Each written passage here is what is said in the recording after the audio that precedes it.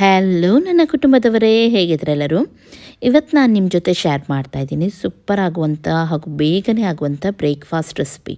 ಸ್ನ್ಯಾಕ್ಸ್ಗೆ ಕೂಡ ನೀವು ಇದನ್ನು ಟ್ರೈ ಮಾಡ್ಬೋದು. ತುಂಬ ಚೆನ್ನಾಗಾಗುತ್ತೆ ಹಾಗೂ ಬೇಗ ಕೂಡ ಆಗುತ್ತೆ. ಎಲ್ಲರೂ ಖಂಡಿತವಾಗ್ಲೂ ಇಷ್ಟಪಡ್ತಾರೆ. ಹಾಗಾಗಿ ನೀವು ಇದನ್ನೊಮ್ಮೆ ಟ್ರೈ ಮಾಡಿ ನೋಡಿ. ರವೆಯಿಂದ ಇದನ್ನು ಅತಿ ಸುಲಭವಾಗಿ ನೀವು ಮಾಡ್ಬೋದು. ನೋಡಿ, ಒಳಗಡೆ ಎಷ್ಟೊಂದು ಸಾಫ್ಟ್ ಆಗಿದೆ, ಅಷ್ಟೇ ಚೆನ್ನಾಗಿರುತ್ತೆ ತಿನ್ನಲಿಕ್ಕೆ ಕೂಡ. ಹಾಗಾಗಿ ಎಲ್ಲರೂ ನೀವು ಟ್ರೈ ಮಾಡಿ ಅಂತಲೇ ಹೇಳ್ತೀನಿ. ಬ್ರೇಕ್ಫಾಸ್ಟಿಗೆ ಇದನ್ನು ನೀವು ಮಾಡಿದರೆ ಇದರ ಜೊತೆ ಯಾವುದೇ ಸೈಡ್ ಡಿಶ್ ನಿಮಗೆ ಬೇಕಂತ ಇಲ್ಲ, ಅಂದರೆ ಚಟ್ನಿ ಸಾಂಬಾರು ಏನು ಬೇಕಂತ ಇಲ್ಲ. ಇದನ್ನು ನೀವು ಹೀಗೇ ತಿನ್ಬೋದು. ಓಕೆ, ಇವಾಗ ನಾನು ತೋರಿಸ್ತೀನಿ. ಫಸ್ಟಿಗೆ ಇಲ್ಲಿ ನಾನು ದೊಡ್ಡ ಕಪ್ಪಲ್ಲಿ 1 ಕಪ್ಪಷ್ಟು ರವೆಯನ್ನು ತೊಗೊಂಡಿದ್ದೀನಿ. ನೀವು ಜನ ಜಾಸ್ತಿ ಇದೆ ಆದರೆ ಸ್ವಲ್ಪ ಜಾಸ್ತಿ ಹಾಕಿ, ಒಂದು 2 ಕಪ್ಪಷ್ಟು ಹಾಕಿದರೂ ಆಗುತ್ತೆ, ಚೆನ್ನಾಗಾಗುತ್ತೆ. ಓಕೆ, ಇಲ್ಲಿ ನಾನು ಸಣ್ಣ ಚಿರೋಟಿ ರವೆ ಯೂಸ್ ಮಾಡಿದ್ದೀನಿ. ಸಜ್ಜಿಗೆ ರವೆ ಹೇಳ್ತಾರೆ ನೋಡಿ, ಉಪ್ಪಿಟ್ಟು ರವೆ, ಅದನ್ನು ನೀವು ತೊಗೊಂಡ್ರೆ ಆಗುತ್ತೆ. ಇವಾಗ ಒಂದು ನೀರಲ್ಲಿ ನಾನು ಇದನ್ನು ತೊಳೆದು ಇದಕ್ಕೆ ಸ್ವಲ್ಪ ನೀರು ಹಾಕಿದ್ದೀನಿ. ಅಂದರೆ ರವೆ ಸ್ವಲ್ಪ ನೀರು ಎಳ್ಕೊಳ್ಬೇಕು, ಸಾಫ್ಟ್ ಆಗಬೇಕು. ಸಣ್ಣ ಸಣ್ಣದಾಗಿ ತುರಿದ ಕ್ಯಾರೆಟ್ ನಾನಿಲ್ಲಿ ಯೂಸ್ ಮಾಡ್ತಾಯಿದ್ದೀನಿ. ಮತ್ತು ನೀವು ಬೇಕಿದ್ರೆ ಬಟಾಣಿ, ಕ್ಯಾಪ್ಸಿಕಮ್ ಹಾಗೂ ಆಲೂಗೆಡ್ಡೆ ಇದೆ ಆದರೆ ಅದು ಯಾವುದು ಕೂಡ ನೀವಿಲ್ಲಿ ಯೂಸ್ ಮಾಡ್ಬೋದು. ಸಣ್ಣ ಸಣ್ಣದಾಗಿ ಹೆಚ್ಚಿದ ನಾನಿಲ್ಲಿ ಕೊತ್ತಂಬರಿ ಸೊಪ್ಪು ಹಾಗೂ ಶುಂಠಿ ಎರಡನ್ನು ಕೂಡ ಹಾಕ್ತಾಯಿದ್ದೀನಿ. ಬೇಕಿದ್ರೆ ಜಿಂಜರ್ ಗಾರ್ಲಿಕ್ ಪೇಸ್ಟ್ ಇದೆ ಆದರೆ ಅದನ್ನು ಕೂಡ ನೀವಿಲ್ಲಿ ಹಾಕ್ಬೋದು. ಓಕೆ, ಹಸಿಮೆಣಸು ಒಂದು ಹೆಚ್ಚಿ ಹಾಕ್ತಾಯಿದ್ದೀನಿ ನಾನು. ಖಾರ ತುಂಬ ಇಷ್ಟ ಇಲ್ಲದಿದ್ದರೆ ಸ್ಕಿಪ್ ಮಾಡಿದರೂ ಆಗುತ್ತೆ, ಅಥವಾ ಜಾಸ್ತಿ ಇಷ್ಟ ಆದರೆ ಸ್ವಲ್ಪ ಜಾಸ್ತಿನೂ ಹಾಕಿದರೂ ಆಗುತ್ತೆ. ರುಚಿಗೆ ತಕ್ಕಷ್ಟು ಉಪ್ಪನ್ನು ಸೇರಿಸೋಣ. ಆಮೇಲೆ ಸರಿಯಾಗಿದ್ದನ್ನು ಇವಾಗ ಮಿಕ್ಸ್ ಮಾಡೋಣ ಒಮ್ಮೆ. ಇವಾಗ ಎಕ್ಸ್ಟ್ರಾ ನೀರೆಲ್ಲ ಹಾಕಲಿಕ್ಕೆ ಹೋಗಬೇಡಿ, ಇಷ್ಟೇ ಇರಲಿ. ಆಮೇಲೆ ನೋಡ್ಕೊಂಡು ನಾವು ನೀರನ್ನು ಹಾಕಿದರೆ ಆಯಿತು. ಯಾಕೆಂದರೆ ರವೆ ಎಷ್ಟು ನೀರು ಎಳ್ಕೊಳ್ಳುತ್ತೆ ನೋಡಿ, ನೋಡ್ಕೊಳ್ಬೇಕಾಗತ್ತೆ ಅದು. ಹಾಗಾಗಿ ಓಕೆ, ಇವಾಗ ನಾನು ಇದಕ್ಕೆ ಹಾಕ್ತಾ ಇದ್ದೀನಿ 1/4 ಕಪ್ಪಷ್ಟು ರೈಸ್ ಫ್ಲೋರ್, ಅಂದರೆ ಅಕ್ಕಿ ಹಿಟ್ಟು 1/4 ಕಪ್ಪಷ್ಟು ನಾನಿಲ್ಲಿ ಹಾಕಿದ್ದೀನಿ. ಸರಿಯಾಗಿ ಇದನ್ನು ಮಿಕ್ಸ್ ಮಾಡಿ ಮೊದಲಿಗೆ. ಇವಾಗ ರವೆ ಕೂಡ ನೋಡಿ ಸ್ವಲ್ಪ ಸಾಫ್ಟ್ ಆಗಿದೆ. ಇವಾಗ ನಿಮಗೆ ಖಾರಕ್ಕೆ ಸ್ವಲ್ಪ ಮಸಾಲ ಬೇಕಿದ್ರೆ ಇದಕ್ಕೆ ಚಿಲ್ಲಿ ಪೌಡರ್, ಗರಂ ಮಸಾಲ, ಅರಶಿನ ಪೌಡರ್, ಜೀರಾ ಪೌಡರ್, ಈ ರೀತಿ ಯಾವುದಾದ್ರೂ ನೀವಿಲ್ಲಿ ಹಾಕ್ಬೋದು. ಓಕೆ, ಎಲ್ಲ ಮಸಾಲವನ್ನು ಹಾಕಿ ನಾನಿಲ್ಲಿ ಸರಿಯಾಗಿ ಇದನ್ನು ಮಿಕ್ಸ್ ಮಾಡ್ತಾ ಇದ್ದೀನಿ. ಬೇಕಿದ್ರೆ ಸ್ವಲ್ಪ ಇಂಗ್ ಪೌಡರ್ ಕೂಡ ನೀವಿಲ್ಲಿ ಯೂಸ್ ಮಾಡ್ಬೋದು. ಇವಾಗ ನಾನು ಇದಕ್ಕೆ ಸ್ವಲ್ಪ ನೀರನ್ನು ಹಾಕ್ತಾ ಇದ್ದೀನಿ, ಯಾಕೆಂದರೆ ತುಂಬ ದಪ್ಪ ಉಂಟು, ಗಟ್ಟಿಯಾಗಿದೆ. ಹಾಗಾಗಿ ಇವಾಗ ನಾನು ಇಷ್ಟೇ ನೀರು ಹಾಕ್ತಾ ಇದ್ದೀನಿ ಇಲ್ಲಿ ನೋಡಿ, ಈ ಪ್ರಮಾಣದಲ್ಲಿ ಹದದಲ್ಲಿ ಉಂಟು, ಇಲ್ಲಿ ನೋಡ್ಬೋದು ನೀವು. ಆಮೇಲೆ ನೋಡ್ಕೊಂಡು ನೀರನ್ನು ಹಾಕೋಣ, ಯಾಕೆಂದರೆ ರವೆ ಫಸ್ಟಿಗೆ ನೀರು ಎಷ್ಟು ಬೇಕು ನೋಡಿ ಎಲ್ಲ ಹೀರ್ಕೊಳ್ಳಿ. ಆಮೇಲೆ ನೋಡ್ಕೊಂಡು ನಾವು ಹಾಕಿದರೆ ಆಯಿತು. ಕೆಲವು ರವೆ ಬೇಗನೆ ನೀರು ಹೀರ್ಕೊಳ್ಳಲ್ಲ, ಆಮೇಲೆ ನೀರಾದರೆ ಸರಿಯಾಗಲ್ಲ. ಹಾಗಾಗಿ ಓಕೆ, ಇವಾಗ ಇದನ್ನು ಸ್ವಲ್ಪ ಹೊತ್ತು ನಾವು ಪಕ್ಕದಲ್ಲಿ ಇಡೋಣ, ಮುಚ್ಚಿಡೋಣ. ಅಷ್ಟು ತನಕ ಇದಕ್ಕೆ ಬೇರೆ ಏನು ಬೇಕು ನೋಡಿ ಅದನ್ನು ನಾವು ರೆಡಿ ಮಾಡ್ಕೊಳ್ಳೋಣ. ಇಲ್ಲಿ ನಾನು ಒಂದು ಫ್ರೈಯಿಂಗ್ ಪ್ಯಾನ್ ತೊಗೊಂಡಿದ್ದೀನಿ.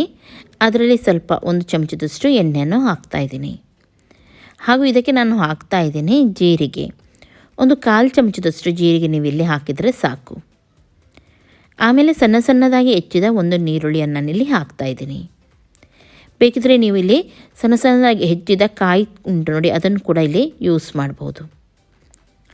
ಓಕೆ, ಸ್ವಲ್ಪ ಹೊತ್ತಿದನ್ನು ಫ್ರೈ ಮಾಡಲಿಕ್ಕೆ ಬಿಡೋಣ. ಅಷ್ಟು ತನಕ ರವೆ ನೋಡ್ಕೊಳ್ಳೋಣ. ನೋಡಿ, ರವೆ ಚೆನ್ನಾಗಿ ನೀರು ಹೀರ್ಕೊಂಡಿದೆ, ನೋಡ್ಬೋದು ನೀವು.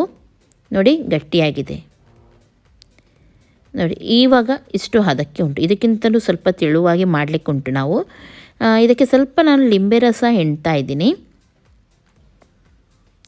ಬೇಕಿದ್ರೆ ಲಿಂಬೆ ರಸದ ಬದಲಿಗೆ ನೀವು ಮೊಸರು ಕೂಡ ಇಲ್ಲಿ ಹಾಕ್ಬೋದು.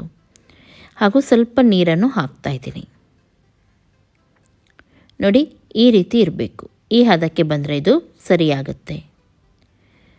ಓಕೆ, ಇವಾಗ ನಾನು ಇದಕ್ಕೆ 1/4 ಚಮಚದಷ್ಟು ಈನೋ ಪೌಡರ್ ಇಲ್ಲಿ ಹಾಕ್ತಾ ಇದ್ದೀನಿ. ಈನೋ ಹಾಕಿ ಸರಿಯಾಗಿ ಮಿಕ್ಸ್ ಮಾಡಿ. ಈನೋ ಹಾಕಿದ ಮೇಲೆ ನಾವು ಇಡ್ಲಿಕ್ಕಿಲ್ಲ, ಹಾಗೆಯೇ ಬ್ಯಾಟರನ್ನು ತಕ್ಷಣವೇ ನಾವು ಇದಕ್ಕೆ ಹಾಕಬೇಕು. ನೋಡಿ, ಇಲ್ಲಿ ನೀರುಳ್ಳಿ ನೋಡ್ಬೋದು ಕೆಂಪಾಗಿದೆ. ಇಷ್ಟು ಕೆಲಸ ಆಗುವಾಗ ಕರೆಕ್ಟಾಗಿ ನೀರುಳ್ಳಿ ಕೆಂಪಾಗುತ್ತೆ. ಆಮೇಲೆ ನಾವು ರೆಡಿ ಮಾಡಿಟ್ಟ ಹಿಟ್ಟಿದೆ ನೋಡಿ, ಅದನ್ನು ಹಾಕಿ. ನಾನಿಲ್ಲಿ ತೆಳುವಾಗಿ ಮಾಡಿದ್ದೀನಿ, ನೀವು ಸ್ವಲ್ಪ ದಪ್ಪವಾಗಿ ಕೂಡ ಮಾಡ್ಬೋದು. ಅಂದರೆ 2 ಕಪ್ಪಷ್ಟು ಹಾಕಿದರೆ ಎಲ್ಲರಿಗೂ ಕೂಡ ಆಗುತ್ತೆ ಮನೆಯಲ್ಲಿ, ಹಾಗೂ ಸ್ವಲ್ಪ ದಪ್ಪಾಗಿ ಚೆನ್ನಾಗಿ ಬರುತ್ತೆ. ನಾನಿಲ್ಲಿ ನಮಗೆ ಎಷ್ಟು ಬೇಕು ನೋಡಿ ಸ್ವಲ್ಪ ಪ್ರಮಾಣದಲ್ಲಿ ಮಾತ್ರ ಹಾಕಿದ್ದೀನಿ. ಓಕೆ, ಇವಾಗ ಇದನ್ನು ಮುಚ್ಚಿಡೋಣ. ಮುಚ್ಚಿಟ್ಟು ಗ್ಯಾಸನ್ನು ಫುಲ್ ಸ್ಲೋ ಆಗಿಡಿ, ಲೋ ಫ್ಲೇಮಲ್ಲಿ ಇಡಬೇಕು. ಕರೆಕ್ಟಾಗಿ ಒಂದು 10 ನಿಮಿಷ ಬಿಟ್ಟು ನೋಡಿದರೆ ಸರಿಯಾಗಿದ್ದು ಮೇಲ್ಗಡೆ ಗಟ್ಟಿಯಾಗಿರುತ್ತೆ. ಯಾವಾಗ ಮೇಲ್ಗಡೆ ಈ ರೀತಿ ಗಟ್ಟಿಯಾಗುತ್ತೆ ನೋಡಿ, ಆಮೇಲೆ ಇದನ್ನು ತೆಗೆದು ನೀವು ತಿರುಗಿಸಿ ಹಾಕಿದರೆ ಆಯಿತು. ಒಮ್ಮೆಲೆ ಸಾಫ್ಟ್ ಇದೆ ಆದರೆ ತಿರುಗಿಸ್ಲಿಕ್ಕೆ ಹೋಗಬೇಡಿ, ಹಾಗೆಯೇ ಸ್ವಲ್ಪ ಹೊತ್ತು ಬಿಡಿ. 10 ನಿಮಿಷದಲ್ಲಿ ಹೆಚ್ಚಾಗಿ ಆಗುತ್ತೆ, ಇದು 10 ನಿಮಿಷ ಸಾಕು ಇದಕ್ಕೆ. ಓಕೆ ನೋಡಿ, ನಾನಿಲ್ಲಿ ತಿರುಗಿಸಿ ಇವಾಗ ಹಾಕ್ತಾಯಿದ್ದೀನಿ. ಇದರಲ್ಲಿ ಕೆಂಪಾದ ನೀರುಳ್ಳಿ ಉಂಟು ನೋಡಿ, ವಾವ್, ತಿನ್ನಲಿಕ್ಕೆ ಎಷ್ಟು ಚೆನ್ನಾಗಾಗುತ್ತೆ ಗೊತ್ತಾ. ಹಾಗೂ ತುಂಬ ರುಚಿಯಾಗಿರುತ್ತೆ. ಒಳಗಡೆ ಕ್ಯಾರೆಟ್ ಫ್ಲೇವರ್ ಎಲ್ಲ ಸಿಗುತ್ತೆ ನೋಡಿ, ತುಂಬ ಟೇಸ್ಟ್ ಆಗುತ್ತೆ. ಹೊರಗಡೆ ಸ್ವಲ್ಪ ಕ್ರಿಸ್ಪಿಯಾಗಿರುತ್ತೆ, ಒಳಗಡೆಯಿಂದ ಸಾಫ್ಟಾಗಿ ಚೆನ್ನಾಗಿರುತ್ತೆ, ರವೆ ರವೆಯಾಗಿ ತಿನ್ನಲಿಕ್ಕೆ. ಓಕೆ, ಇನ್ನೊಂದು ಸೈಡ್ ಒಂದು 5 ನಿಮಿಷ ನೀವು ಫ್ರೈ ಮಾಡಿದರೆ ಸಾಕು ನೋಡಿ. ಎಣ್ಣೆ ಎಲ್ಲ ಎಕ್ಸ್ಟ್ರಾ ಏನು ಹಾಕಬೇಕಂತ ಇಲ್ಲ. ಇವಾಗ ಇದು ರೆಡಿಯಾಗಿದೆ. ಮೇಲ್ಗಡೆಯಿಂದ ಬೇಕಿದ್ದರೆ ಸ್ವಲ್ಪ ನೀವು ತುಪ್ಪವನ್ನು ಹಾಕ್ಬೋದು. ಹಾಗೂ ಯಾವ ಸೈಜಿಗೆ ಬೇಕು ನೋಡಿ ನಿಮಗೆ, ಆ ಸೈಜಿಗೆ ನೀವು ಇದನ್ನು ಕಟ್ ಮಾಡಿದರೆ ಆಯಿತು. ಕ್ರಿಸ್ಪಿಯಾಗಿದೆ ಹಾಗೂ ಸ್ವಲ್ಪ ಬಿಸಿ ಇದೆ. ತಣ್ಣಗಾದ್ಮೇಲೆ ನೀವು ಕಟ್ ಮಾಡಿ ಅಥವಾ ಸ್ವಲ್ಪ ಬಿಸಿಯಾಗಿರುವಾಗನೇ ನೀವು ಕಟ್ ಮಾಡಿ ತಿನ್ನಿ, ತುಂಬ ಚೆನ್ನಾಗಾಗುತ್ತೆ.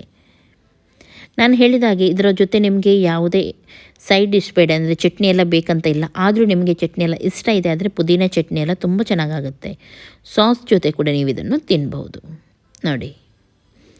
ತುಂಬ ಸಿಂಪಲ್ ಆಗಿದೆ ಹಾಗೂ ಬೇಗನೂ ಮಾಡ್ಬೋದು. ಡೈಲಿ ಮತ್ತು ಏನು ಮಾಡೋದಲ್ವ ಬ್ರೇಕ್ಫಾಸ್ಟಿಗೆ, ಹಾಗಾಗಿ ಈ ರೀತಿ ಯಾವುದಾದ್ರೂ ಹೊಸತಾಗಿ ಮಾಡಿಕೊಟ್ರೆ ಎಲ್ಲರೂ ಕೂಡ ಇಷ್ಟಪಡ್ತಾರೆ ನೋಡಿ. ಈ ನೀರುಳ್ಳಿ ಉಂಟು ನೋಡಿ, ತುಂಬ ಚೆನ್ನಾಗಾಗುತ್ತೆ. ಒಮ್ಮೆ ನೀವು ಇದನ್ನು ಟ್ರೈ ಮಾಡಿ ನೋಡಿ, ಹಾಗೂ ನನಗೆ ಕಮೆಂಟ್ ಮಾಡಿ ಹೇಳಿ. ಟ್ರೈ ಮಾಡಿದ ಮೇಲೂ ನನಗೆ ಕಮೆಂಟ್ ಮಾಡಿ ಹೇಳಿ ನಿಮಗೆ ಇಷ್ಟ ಆಯಿತಾ ಇಲ್ವಾ ಅಂತ ಹೇಳಿ. ಓಕೆ, ಇದನ್ನು ನೀವು ಸಂಜೆ ತನಕ ಇಟ್ಟರು ತುಂಬ ಚೆನ್ನಾಗಿರುತ್ತೆ, ಸಾಫ್ಟಾಗಿ ತಿನ್ನಲಿಕ್ಕೆ ಎಲ್ಲರಿಗೂ ಇಷ್ಟ ಆಗುತ್ತೆ. ಆದರೆ ಕರೆಕ್ಟಾಗಿ ಮುಚ್ಚಿಡಿ ಇದನ್ನು ನೋಡಿ. ಇವಾಗ ನಾನು ಕಟ್ ಮಾಡಿ ಕೂಡ ನಿಮಗೆ ತೋರಿಸ್ತೀನಿ ನೋಡಿ. ಒಳಗಡೆಯಿಂದ ನೋಡ್ಬೋದು ನೀವು, ರವೆ ರವೆಯಾಗಿ ತುಂಬ ಚೆನ್ನಾಗಿರುತ್ತೆ. ನೋಡ್ತಾ ಇದ್ದೀರಲ್ಲ. ಓಕೆ, ಎಲ್ಲರೊಮ್ಮೆ ಟ್ರೈ ಮಾಡಿ. ಹಾಗೂ ನನ್ನ ಚಾನಲ್ಗೆ ಇನ್ನೂ ಕೂಡ ನೀವು ಸಬ್ಸ್ಕ್ರೈಬ್ ಮಾಡಲಿಲ್ಲದಿದ್ದರೆ ಇವಾಗಲೇ ಸಬ್ಸ್ಕ್ರೈಬ್ ಮಾಡಿ. ಇವತ್ತಿನ ಈ ರೆಸಿಪಿ ನಿಮಗೆ ಇಷ್ಟ ಆಯ್ತಂತಾದರೆ ಇವಾಗಲೇ ಒಂದು ಲೈಕ್ ಕೊಡಿ.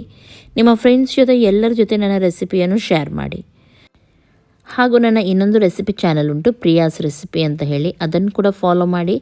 ಹಾಗೂ ಮಧ್ಯಮ ಕುಟುಂಬ ವ್ಲಾಗ್ ಅಂತ ಹೇಳಿ ಇನ್ನೊಂದು ಕೂಡ ಚಾನಲ್ ಉಂಟು, ಅದನ್ನು ನೋಡಿದವರು ಅದನ್ನು ಕೂಡ ನೀವು ನೋಡ್ಬೋದು. ಅದರಲ್ಲಿ ನಾನು ಡೈಲಿ ನನ್ನ ದಿನಚರಿಯನ್ನು ಹಾಕ್ತಾ ಇರ್ತೀನಿ. ನಾಳೆ ಸಿಗ್ತೀನಿ ಒಳ್ಳೆಯ ಒಂದು ರೆಸಿಪಿಯೊಂದಿಗೆ. ಎಲ್ಲರಿಗೂ ಟೇಕ್ ಕೇರ್, ಬಾಯ್ ಬಾಯ್.